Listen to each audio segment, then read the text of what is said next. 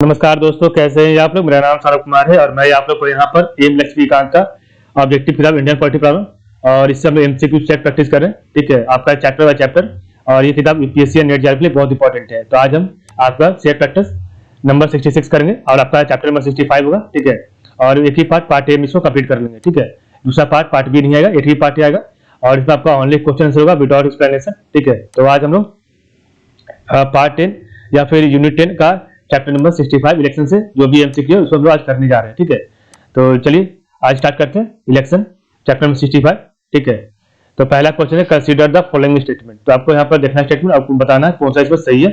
तो which of the statement given are correct, option number A only one is right. ठीक है, the party system and the election in India are based on single number constituencies, first past the post system and bicameral legislature. ठीक है, ये आपका सही है और आपका सेकंड गलत है।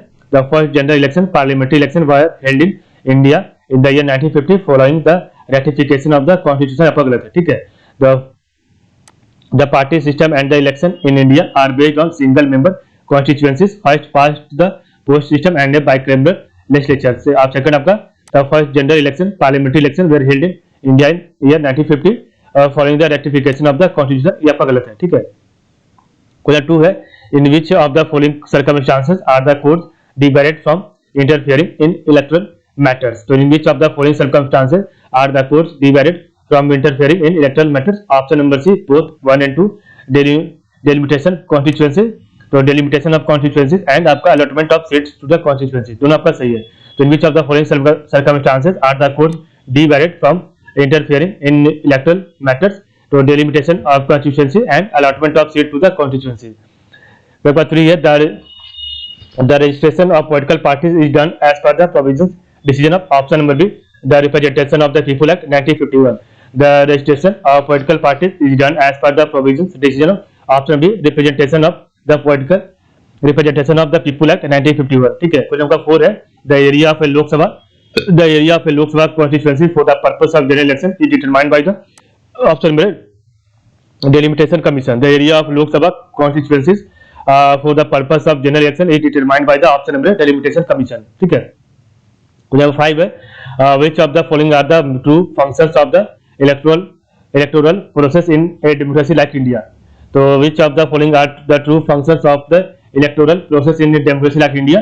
तो इसका जो राइट कोड है ऑप्शन नंबर 3 1, ऑप्शन बी 1 2 3, आपका 3 सही है। ठीक है, तो which of the following are the true function of the electoral process in democracy like India। तो to keep the government responsive to the popular will, to keep the government responsive to the popular will, to bring together citizens to choose public decision maker, to bring together citizens to choose public decision maker and to change the government periodically if necessary। ठीक है, और to support a competitive party system, ये आपका गलत है। ठीक है, बाकी आपका दोनों से 3 सही है।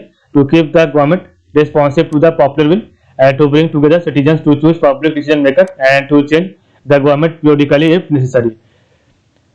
क्वेश्चन नंबर 6 है the first past the post electoral system prevalent in India refers to, the first past the post electoral system prevalent in India refers to option number C, an electoral system in which the person winning the most votes of the votes cast in constituencies single ballot single member is declared elected। ठीक है, तो ये आपका सही है। the first past the post electoral system prevalent in India refers to an electoral system in which the person winning the most votes of the votes cast in a constituency single ballot single member is declared elected। ठीक है, तो इस प्रकार में देखा आपका chapter number 65। कल आपका पढ़ेंगे चैप्टर नंबर 66। ठीक है, जो भी आपका होगा इलेक्टोरल रिफॉर्म्स होगा। ठीक है, तो आज के लिए बस इतना ही। आप लोग का बहुत बहुत धन्यवाद।